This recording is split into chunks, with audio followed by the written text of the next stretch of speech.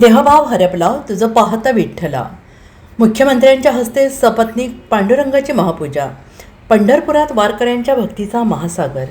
आषाढी एकादशी निमित्त राज्याचे मुख्यमंत्री देवेंद्र फडणवीस यांनी आज पहाटे 25 जुलै रोजी पंढरपुरातील विठ्ठल रुक्मिणी मंदिरात पांडुरंगाची सपत्नीक शासकीय महापूजा केली. आषाढी एकादशीच्या पावन पर्वावर श्री विठ्ठल रुक्मिणीच्या शासकीय महापूजेसाठी यंदा धाराशिव जिल्ह्याला मानाचा बहुमान मिळाला आहे. धाराशिवच्या कळंब तालुक्यातील गौरेगावचे रहिवासी असणारे माने दाम्पत्य यंदा मानाचे वारकरी ठरले आहेत. विठ्ठल मंदिरात आलं की ऊर्जा मिळते. राज्यात सर्वत्र चांगला पाऊस पडू दे हेच विठुरायांकडे साकडे घातले.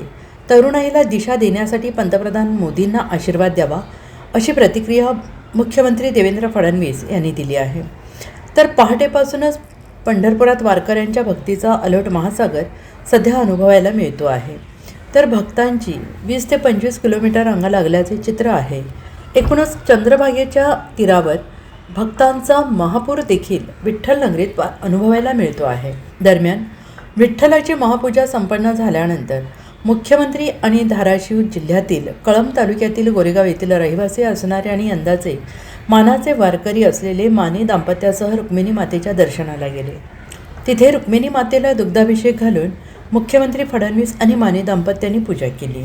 त्यानंतर विठ्ठल रुक्मिणी मंदिर समितीच्या वतीने मुख्यमंत्री फडणवीस यांचा सपत्नीक सत्कार करण्यात आला. तरुणाईला दिशा देण्यासाठी पंतप्रधान मोदींना आशीर्वाद मिळावा अशी अपेक्षा व्यक्त करण्यात आली. विठ्ठलाची शासकीय पूजा झाल्यानंतर आळंदी देवस्थानच्या वतीनं पंढरपुरात नवीन भक्त निवास उभं केलं जात आहे. याचा भूमिपूजन सोहळा मुख्यमंत्र्यांच्या हस्ते संपन्न झाला. त्यामुळे आता पंढरपुरात संत ज्ञानेश्वर महाराजांच्या पादुका मंदिरासोबतच नवे भक्त निवास उभारले जाणार आहे. Bureau report SVN Marathi Pandharpur.